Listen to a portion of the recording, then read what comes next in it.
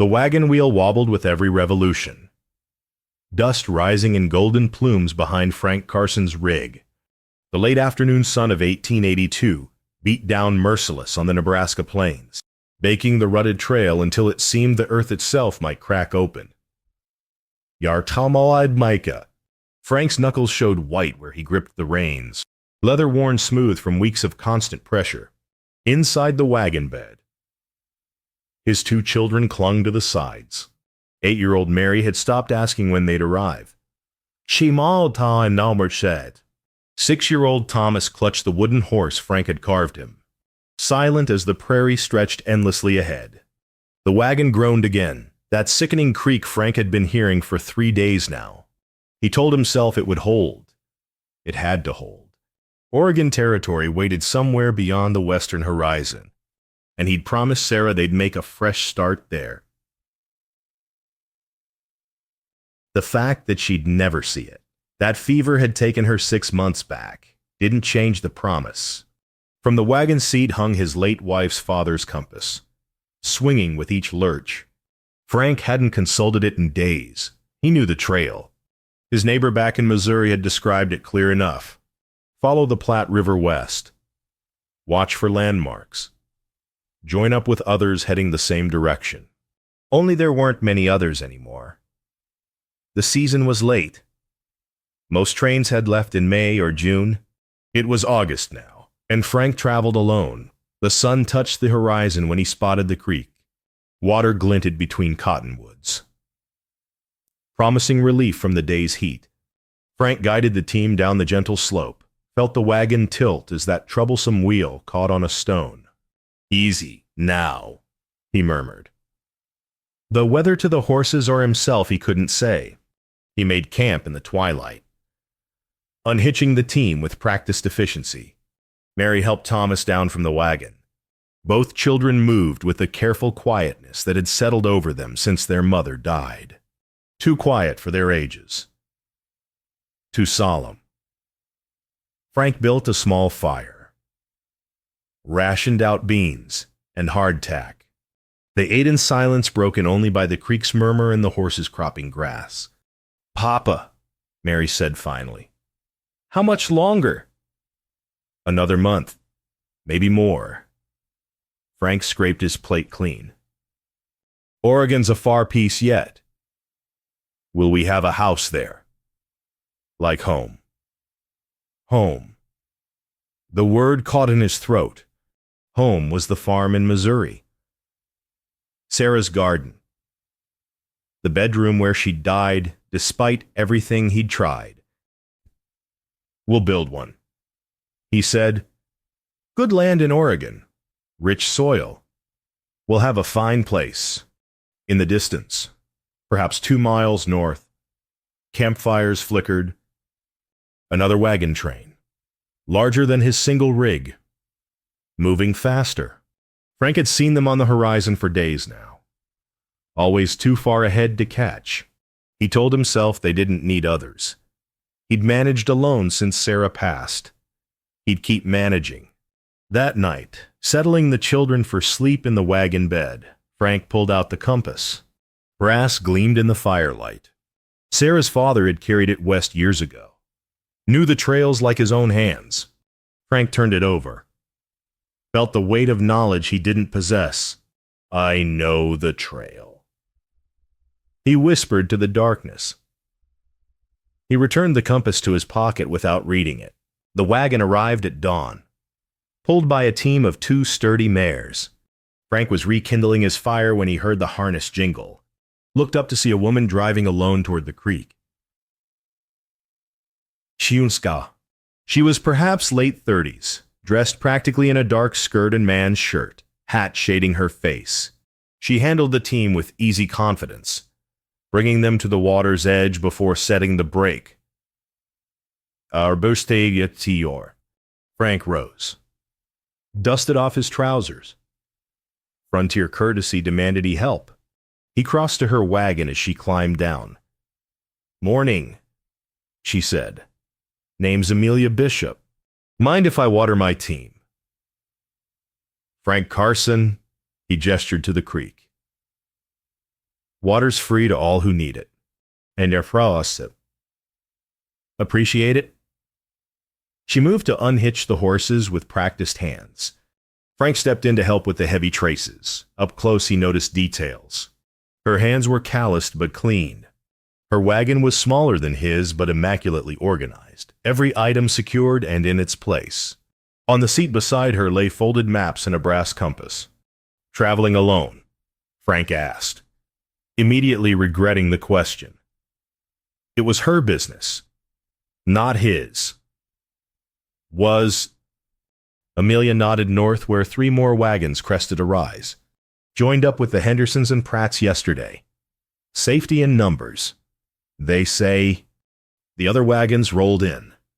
Families spilling out to make camp. Frank recognized the pattern of an organized train. Everyone knew their tasks. Children fetched water while men tended animals. Women started cook fires. Frank returned to his own camp. Felt the sudden weight of isolation. Mary and Thomas watched the other children with longing they tried to hide. Evening brought the smell of coffee and bacon from neighboring fires. Frank was measuring out their meager rations when Amelia appeared. Cup in each hand. "Oh, I thought your young ones might like some real coffee." She said, "Got sugar for it too." Mary's eyes widened. They hadn't had sugar since Missouri. "That's kind," Frank said carefully. "When we're managing, though." "Didn't say you weren't." Amelia smiled gently. "Just offering what I got extra." And she knelt by the children, poured coffee, added generous spoonfuls of sugar. Thomas took his cup with both hands. Reverential. "Thank you, ma'am," Mary whispered. "You're most welcome, darling." Amelia touched the girl's hair briefly, a gesture so natural it made Frank's chest ache. She stood, met Frank's eyes. "Pleasure to have company on the trail. Mr. Carson, it's safer in numbers." "We manage fine," Frank said, hearing the edge in his own voice. Amelia's expression didn't change. "I'm sure you do." She collected her cups and returned to her fire. After the children slept, Frank watched Amelia spread her maps by firelight. She consulted them methodically, checked her compass, made notes on a small pad. Her late husband's compass. He guessed. The way she handled it spoke of long familiarity and loss. She plotted tomorrow's route with the care of someone who understood the stakes. Frank thought of his own compass, still unused in his pocket, and felt something uncomfortable stir in his gut. Across the firelight, their eyes met briefly. Amelia nodded politely. Frank turned away, but the unease followed him into sleep. Morning of the 3rd day broke clear and hot. Frank studied the horizon, searching for the landmarks his Missouri neighbor had described. He should be seeing Chimney Rock soon, that distinctive spire rising from the plains. Instead, the land rolled on, uniform and endless. He pulled out the compass, checked the reading. West-northwest. But was that right? The Platte had curved yesterday. Should he have curved with it? The other wagons rolled past. Amelia's in the lead. Frank fell in behind them, telling himself he was just traveling the same direction. Not following. Not dependent. By mid-morning, the heat pressed down like a physical weight. Frank's shirt stuck to his back. The wagon wheel groaned with each rotation, the wobble more pronounced. Amelia rode back alongside him, her mare picking its way carefully. "Morning, Mr. Carson." "Mrs. Bishop." Here Frank kept his eyes forward. "Trail's running true today." She matched his pace easily. "Should make good time. We'll reach Scotts Bluff in 3 days if this weather holds." Frank's stomach dropped. 3 days. Give or take. You been there before? No. His mouth went dry.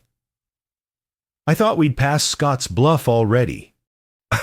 Amelia's expression shifted, concern replacing casual conversation. Passed it, Mr. Carson. Scott's Bluff is still a good 70 miles ahead. No. The compass trembled in Frank's hand. 70 miles ahead. Which meant for the past week, he'd been leading his children not toward Oregon, but into empty country with no clear path back. His vision tunneled. The vast sky pressed down. Somewhere in the roaring in his ears he heard Mary call out. Heard Thomas crying. But his hands wouldn't release the reins. Mr. Carson? Amelia's voice cut through sharp and clear. Frank! Look at me. He turned. Her eyes were steady. Calm. You're lost. She said simply. That right. The word burned like shame. Lost. He'd promised Sarah, promised to get their children to safety, to the new life they'd planned together, and he'd failed before they'd barely begun. I thought I knew the trail. Frank whispered. The admission cost him everything. Amelia didn't laugh, didn't judge. Easy enough to get turned around out here. Everything looks the same for miles. But you're not lost. No? She touched the compass at her belt. My husband taught me navigation. Spent 2 years riding scout before. She stopped. Before he passed. Yeah, Frank looked at his own children. Pale and frightened in the wagon. If that wheel had failed. If he'd led them too far off course. Into territory with no water. No help. The weight of what could have happened crushed the air from his lungs. Mrs. Bishop, I can't ask you to. You're not asking. Her voice was kind but firm. I'm offering. Tonight we'll look at the maps together. I'll show you where we are. Where we're headed. No shame in being lost. Mr. Carson. No. No. She gathered her reins. Shame's in staying lost from pride. She rode back to the lead wagon. Frank sat frozen. Children silent behind him. The compass hung from the wagon seat, Sarah's father's legacy that Frank hadn't known how to use. That evening Amelia spread her maps by the fire. Frank came when she called. Bringing his children. Because he couldn't bear to leave them alone. The maps were covered in careful annotations. Landmarks noted. Distances marked. Your husband made these, Frank asked. We made them together. Amelia traced a route with one finger. Here's where we are now. And here. She pointed to a spot far ahead. Is where you thought you were. The distance between made Frank sick. It's fixable, Amelia said quietly. We correct course. We'll make Oregon before the mountain passes close. We. Frank echoed. If you'll have the company. Mary leaned forward, fascinated by the maps. What's this line? The Platte River. Sweetheart, see how it curves. That's why landmarks matter. Can't just go straight west. She taught them for an hour. Patient and thorough. Frank absorbed every word, asking questions. His pride finally burned away by necessity. That night he stood alone under the stars. Turned the compass in his hands. West. The needle pointed true. But without knowledge, it was just metal and glass. He thought of Sarah. Of the promise he'd made. Keeping his children safe mattered more than keeping his pride intact. Yechidinado ahina. Frank checked their bearing against the stars Amelia had pointed out, finding the North Star like she'd shown him. Small victory. The beginning of learning. He could do this. Not alone, but with help. The admission felt like breathing after drowning. The maps became evening ritual. After supper. After the children settled. Amelia spread them by firelight. And Frank learned. She taught him to read terrain, to correlate compass headings with actual landmarks, to estimate distances by the sun's position. On obechi di India. Your husband was generous, teaching you all this, Frank said one night. Amelia's hand stilled on the maps. He said knowledge was the only inheritance that couldn't be stolen. Made me learn everything he knew. She smiled sadly. Died falling from his horse 2 years back. Broke his neck. It was quick. I'm sorry. So am I. She traced a mountain range on the map, but he left me able to care for myself. That's a gift. Frank thought of Sarah. How he'd never taught her the things that mattered now. He'd meant to. Someday had run out. Why Oregon? He asked. Same as everyone. I suppose. Fresh start. Missouri was full of memories. She glanced at him. Sarah and I planned it together. Good farmland. Room for the children to grow. His throat tightened. She never saw it. Fever. Last winter, I tried everything. Amelia nodded, understanding in her silence. You're doing right by her, bringing them west. Am I? Frank looked toward his wagon where the children slept. I got us lost first week out. Are they? And you accepted help. That takes more courage than you think. Mary appeared at Frank's elbow, startling them both. Papa, Thomas can't sleep. The Henderson's baby is crying. Amelia stood smoothly. I've got peppermint tea. Helps with settling. She disappeared into her wagon, returned with a small cloth bag. Boil this up. Let him sip it slow. Old recipe my mother used. Mary took the bag carefully. Thank you, Mrs. Bishop. You're welcome. Child. And it's Miss Amelia, if you like. Mary smiled, small but genuine, and returned to their wagon. She's a sweet girl, Amelia said. Both of them are. They've been too quiet since Sarah passed. Frank stared into the fire. Don't know how to help them through it. You're here. You're trying.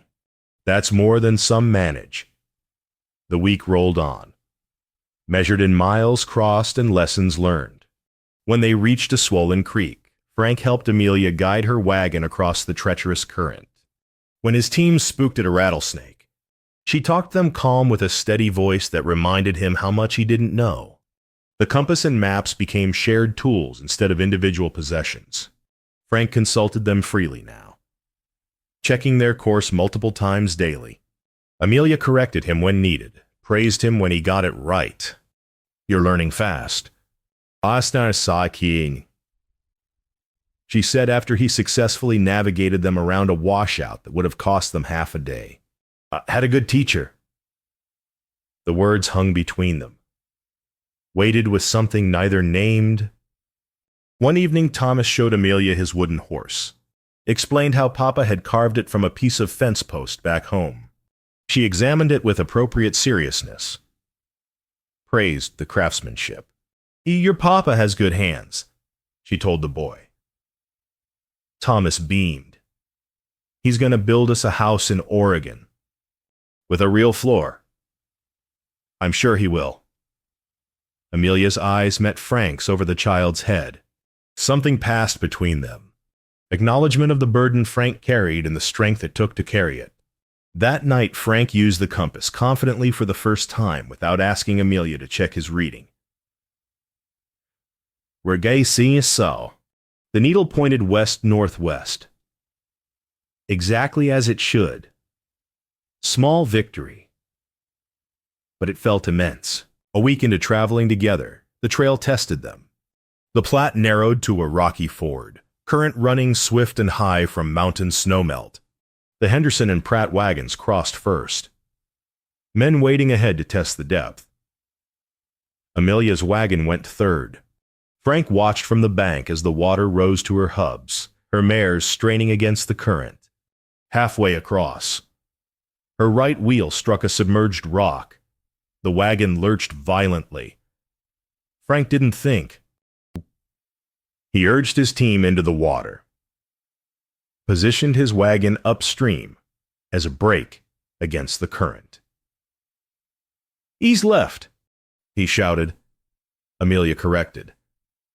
Using his wagon as a shield, her team found purchase, pulled hard, dragged her wagon up the far bank. When Frank's turn came, she returned the favor, wading into the current to guide his horses across the treacherous bottom. Water soaked her skirts to the waist. She didn't hesitate. On the far bank, they stood dripping. Horses, blowing hard. "Thank you," Amelia said simply. "Oh, we're even now. Are we keeping score?" Frank met her eyes, saw the hint of amusement there. "No, I suppose we're not." The pattern established itself naturally after that. When one wagon struggled up a steep incline, the other provided anchor. When dust storms forced them to halt, they tied their wagons together for stability. Huddled with the children in the larger space, Mary began seeking Amelia out in the evenings. Frank would find them together, his daughter talking in ways she hadn't since Sarah died, about small things. Missing Mama. Worrying about Papa. Being scared of the endless land. Amelia listened with patience Frank couldn't always muster. Too close to his own grief to make room for theirs. "She's good with them," he told Amelia one night after Mary had returned to their wagon. They're easy to be good with." Amelia poured coffee for them both. "They just need someone to hear them."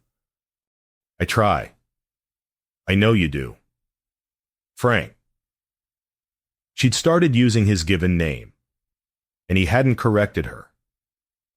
But sometimes grief is too heavy to carry alone. "You manage." "Do I?" She stared into her cup. "Or am I just good at looking like I do?" The admission surprised him. He'd assumed her steady competence meant she'd moved past her husband's death. But watching her now, seeing the way her hands trembled slightly around the cup, he understood. They were both just surviving, day by day. That night was clear and cold. Early September frost touching the grass. After the children slept, Amelia called Frank to look at the stars. "My husband taught me these," she said, pointing out constellations. "Orion there. That's the hunter. And there see those 7 stars the plow. You can navigate by them if you know how." Then she showed him the patterns. Explained how to find north by the stars when clouds hid the compass. Her voice was soft, reverent. This was her husband's legacy, passed to Frank like a sacred trust. Knowledge shouldn't die with people. Amelia said quietly, "It should grow, spread, help others survive." Frank felt the weight of that gift. "Thank you for sharing this. You're a good man, Frank Carson. Your wife chose well." His throat closed. "Some days I'm not sure I deserve that faith." Faith isn't about deserving. It's about showing up anyway. They stood side by side under the vast star field, two people carrying their dead forward into uncertain territory. The stars wheeled overhead, ancient and indifferent. But here, in this moment, Frank felt less alone than he had in months. The children were sleeping peacefully when he returned to his wagon. Ida Baltsiu, both of them, for the first time in weeks, without nightmares. Maybe Amelia was right. Maybe grief was too heavy to carry alone. Maybe accepting help wasn't failure after all. Morning broke with frost thick on the ground. Frank was hitching his team when he heard it a crack, like a rifle shot. The wagon lurched violently to the left, tilted at a sickening angle. The wheel, the one that had been wobbling since Missouri. Frank ran to examine the damage. Felt his stomach drop. The hub had split clean through. Wooden spokes splintered and useless. The wheel couldn't support any weight at all.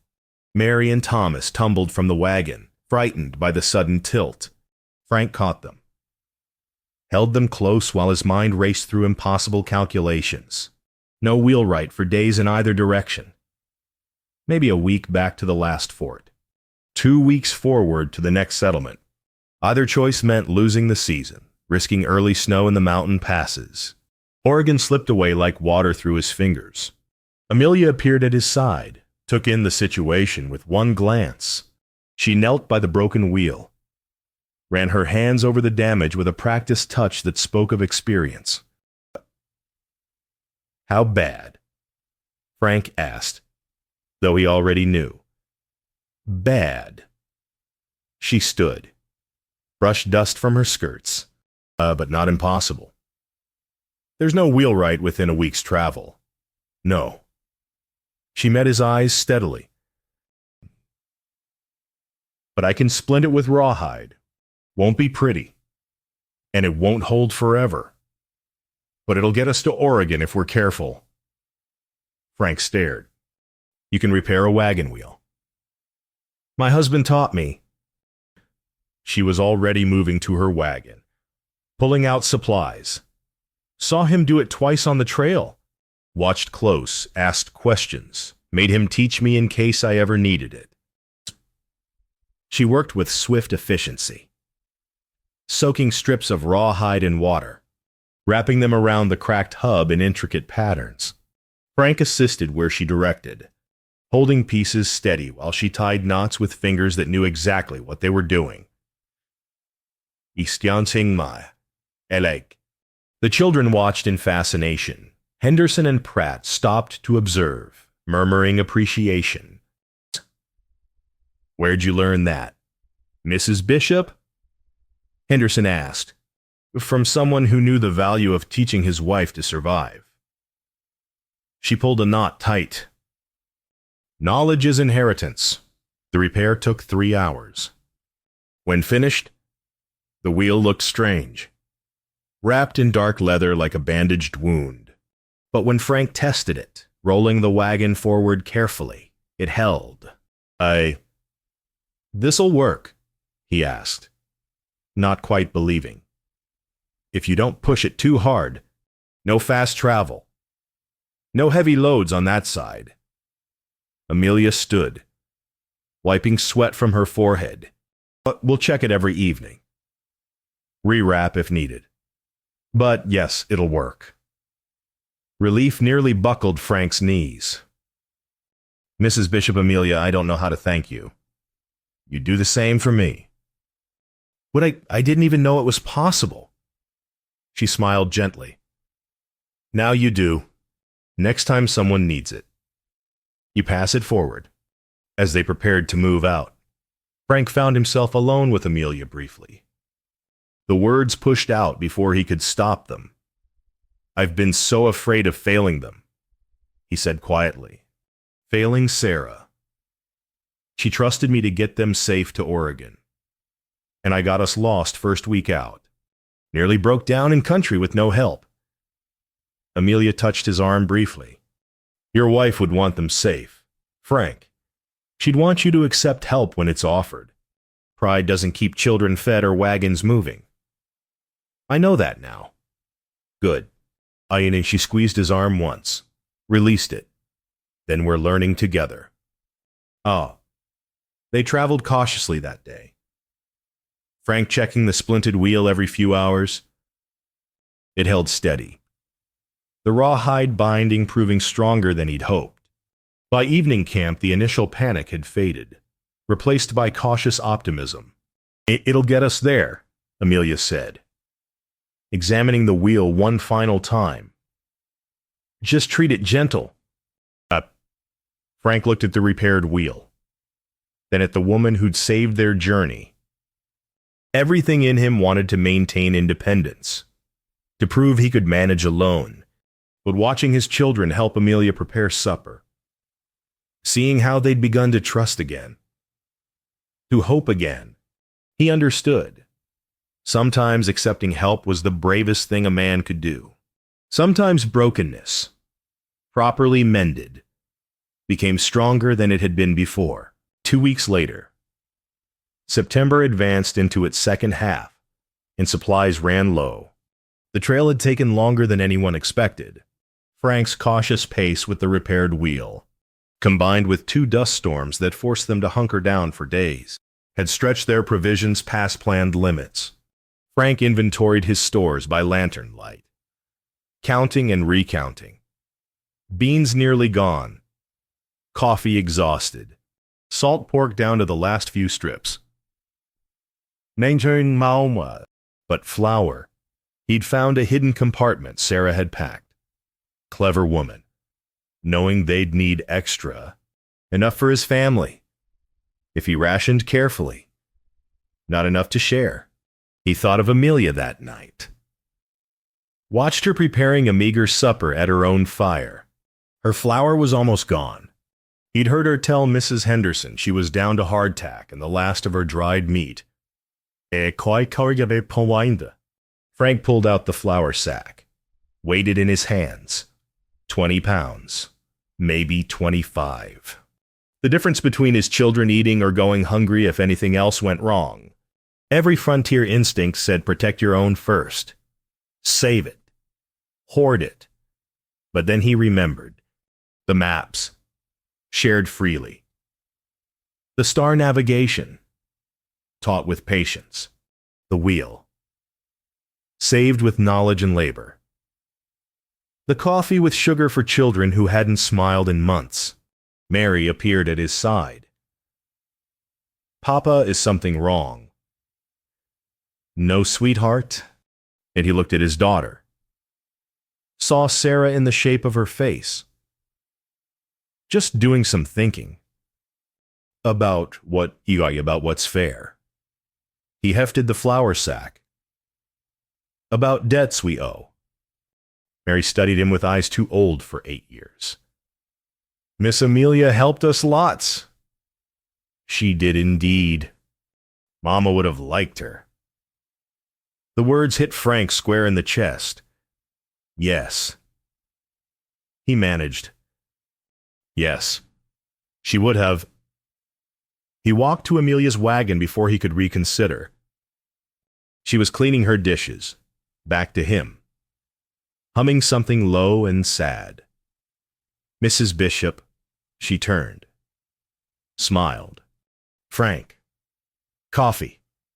Oh, wait. I'm out. That's what I wanted to talk about. He held out the flour sack. Sarah packed this in a hidden spot. Just found it. More than we need.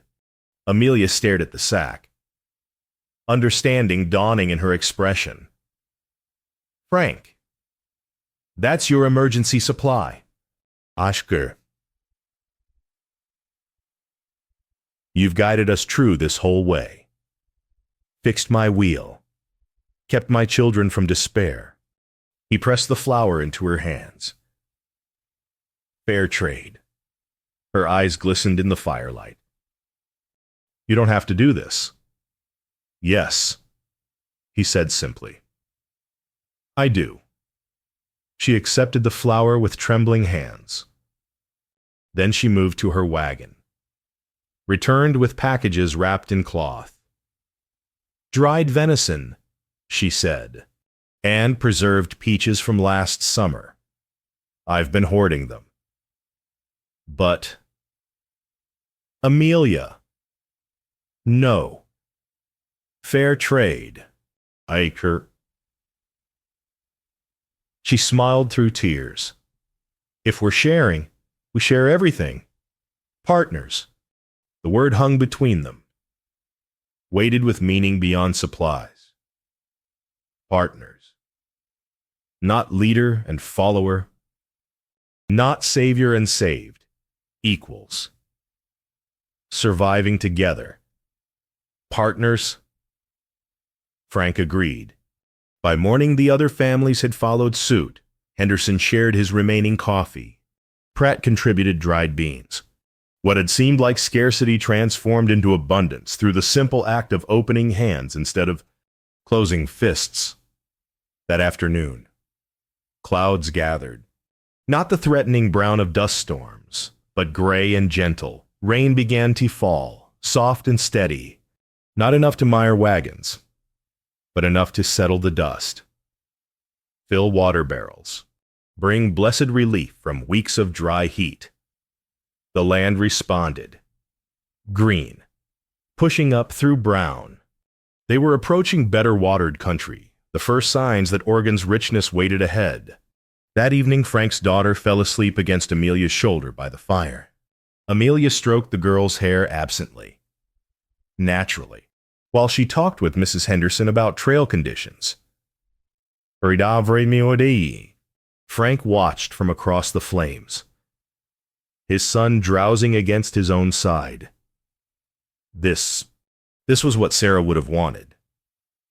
Not pride, not stubborn independence, but community. Connection. His children cared for by good people, who'd become something more than strangers sharing a trail. Later, after the children were bedded down, Amelia found Frank checking the wheel one final time. "It's holding well," she said. "Thanks to you. Thanks to both of us." She stood beside him, both of them looking west where mountains rose invisible in darkness. "We make a good team." Frank thought about the weeks behind them, the miles crossed through shared effort. "We do. Oregon's not far now. 3 weeks. Maybe 4. Then what?" Amelia glanced at him. "Then we file our claims. Build our lives." "Isn't that the plan?" "I meant—" Frank stopped, unsure how to phrase it. "Will you— I mean, the children have gotten used to Frank Carson. Are you asking if I'll disappear once we reach Oregon?" Heat rose in his face despite the cool evening. "I suppose I am. I wasn't planning to—" Her voice was soft. "Unless you'd rather I did." "No." The word came fast and certain. "No. I'd rather you didn't. Kai." They stood in comfortable silence, watching stars emerge. Somewhere in the distance, a coyote called. The wagon circled around them, families settling into sleep, safe, together. Frank thought of the trail stretching back into memory, every hard mile, every moment of fear and doubt, and he thought of what he'd learned. Accepting help didn't diminish a man. Refusing it did. 2 families surviving together were stronger than 1 family suffering alone. Partnership on difficult journeys didn't weaken you. It transformed strangers into something that felt remarkably like family. The wagon train crested the final ridge 3 weeks later, last day of September, dawning clear and gold. Below them, the Willamette Valley spread like a promise kept, green and fertile, rivers threading through the valley floor like silver ribbons. "There it is," Amelia said quietly. "Oregon." The children whooped with joy, their voices carrying across the valley. Even the adults, exhausted from months of travel, felt hope surge fresh and strong.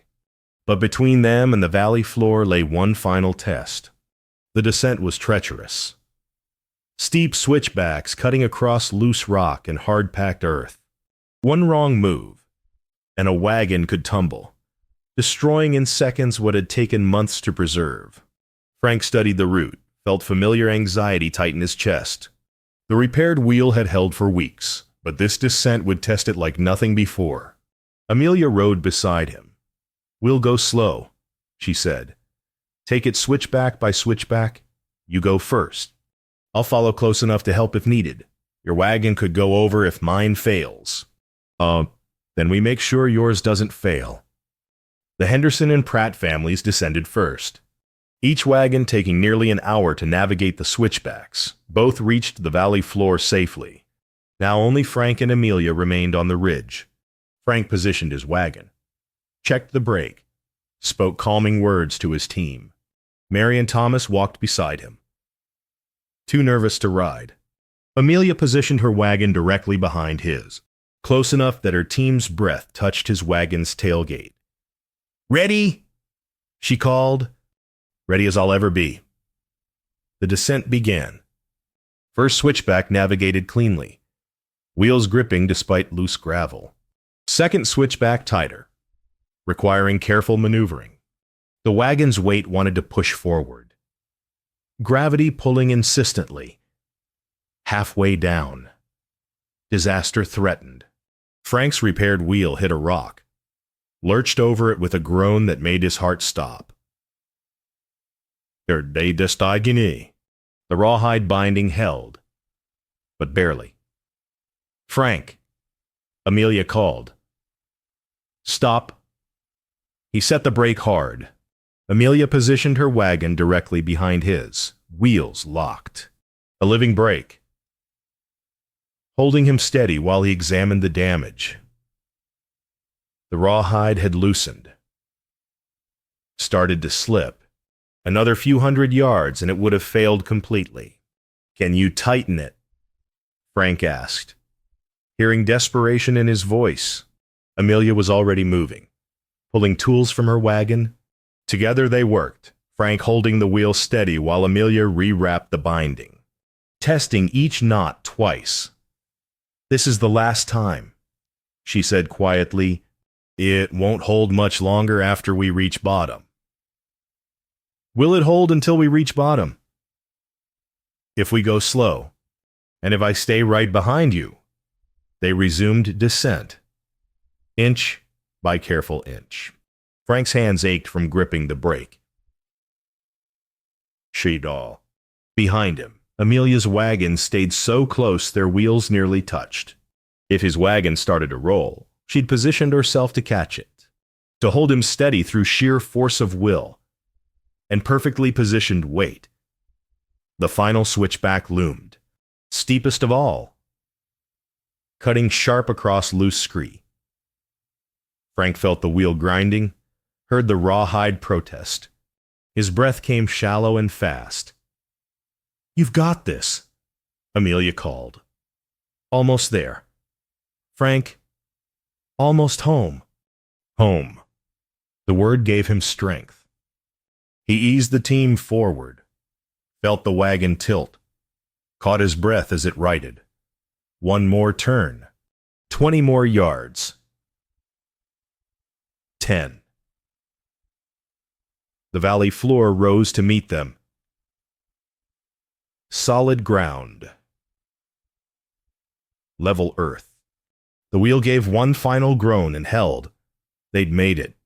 Frank set the brake and climbed down on shaking legs. Amelia joined him, both of them staring back up the mountain they'd crossed. Weeks of travel. Hundreds of miles. Every challenge met. Every obstacle overcome. "We did it," Frank said, voice rough with emotion. "Yes." Amelia turned to look at the valley spreading before them. "We did." The Henderson and Pratt families approached. Congratulations and relief mixing with exhaustion. But Frank barely heard them.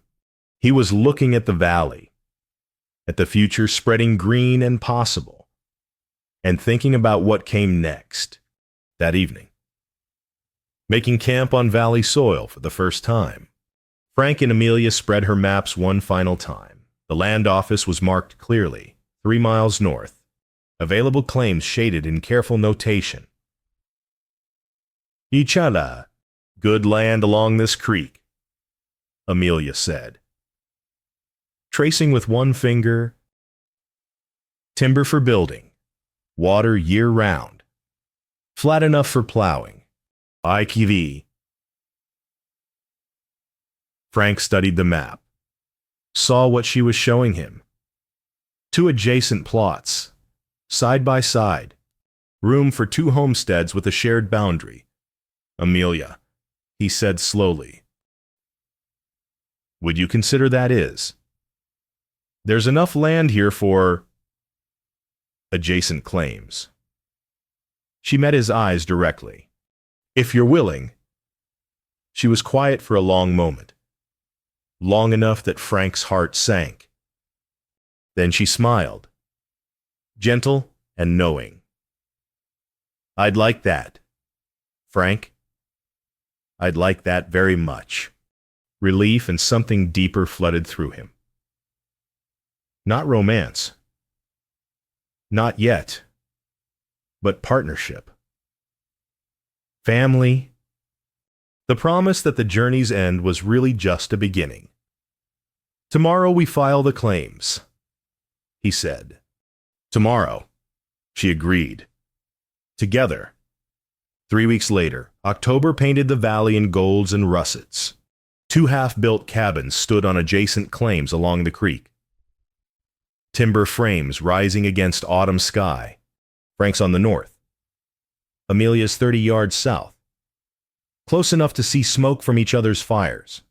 The children ran freely between both properties, no longer asking permission, treating the land as one shared space instead of 2 separate parcels. By Choinkagsa, Mary helped Amelia plant a late garden of winter vegetables. Hands in dark soil. Planning for months ahead. Thomas helped Frank split rails for fencing, learning to swing a mallet with growing confidence. The official papers sat in Frank's wagon. Signed and witnessed. Frank Carson. 160 acres. Amelia Bishop. 60 acres. Legal and binding. A fresh start, made real through ink and signature. The transformation had been gradual enough that Frank couldn't pinpoint the exact moment strangers became. Family. Maybe it was the shared maps by firelight. Maybe the wheel repair that saved their journey. Maybe the flower exchanged in the deep night, when pride finally surrendered to need. Or maybe it was accumulated moments too small to name individually, but immense in their sum. One evening, as both families gathered at Frank's partially completed cabin to share supper, his daughter came running from Amelia's garden plot. Aunt Amelia, come see. The deer came back. Frank froze, spoon halfway to his mouth. Aunt Amelia. Not Mrs. Bishop. Not Miss Amelia. Aunt, the title claimed with a child's certainty. Natural as breathing. Amelia rose smoothly, followed Mary toward the garden without comment or correction, but Frank saw her eyes glisten in the firelight, saw the small smile that said everything about acceptance and belonging. Thomas looked up at Frank. Can I call her Aunt Amelia, too? Frank's throat closed. If she says it's all right. She will. Thomas returned to eating with the child's confidence in simple truths. After supper, after the children bedded down in Frank's wagon, they'd sleep there until his cabin roof was complete. Frank stood at the creek that marked the boundary between his land and Amelia's. Water ran clear and cold, promising good irrigation for crops, good drinking for animals, exactly what Sarah had dreamed of. Smoke rose from both cabin sites, gray against darkening sky, his fire and hers. Separate but companionable, Amelia appeared from her half-built doorway. waved across the distance. Frank waved back.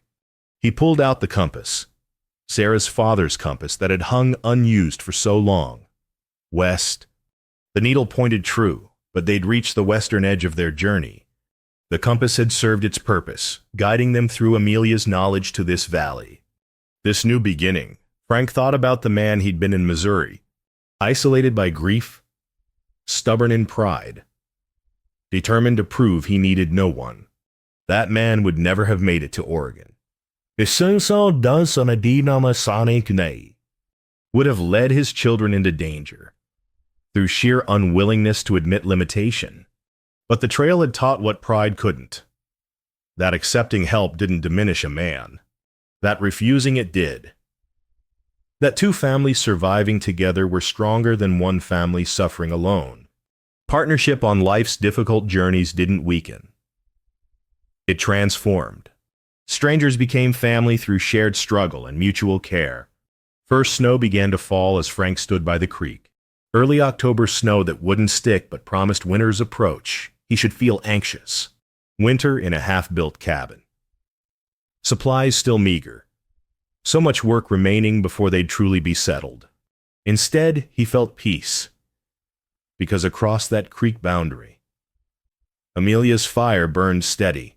Because his children slept soundly for the first time in months, dreaming of gardens and fences and a home being built by hands that had learned to work together. Inonabon Sadish, because when the hard days came, and they would come, he wouldn't face them alone. Mary and Thomas had Aunt Amelia now. He had a partner who knew star navigation and wheel repair, and the value of teaching knowledge forward. They had each other, chosen family, forged through miles of dust and doubt and decisions that had slowly, imperceptibly, transformed independence into interdependence. The cabin walls rose higher each day. Good timber, fitted tight, ready to shelter them through whatever winter brought. But the real shelter, Frank understood now, wasn't wood and nails. It was the woman planting winter vegetables in the next plot over. The children who ran between two cabins like they'd always belonged to both. The shared meals and shared work and shared knowledge that had replaced his stubborn isolation with something infinitely stronger. Community. Connection. Family earned not through blood, but through choosing, day after day, to walk together instead of alone. The trail had been impossible alone. Together, they'd walked it all the way to home. And tomorrow, when the sun rose over the valley, they'd keep building. Side by side, the way families did, the way they'd learned, mile by mile, was the only way that mattered. Together.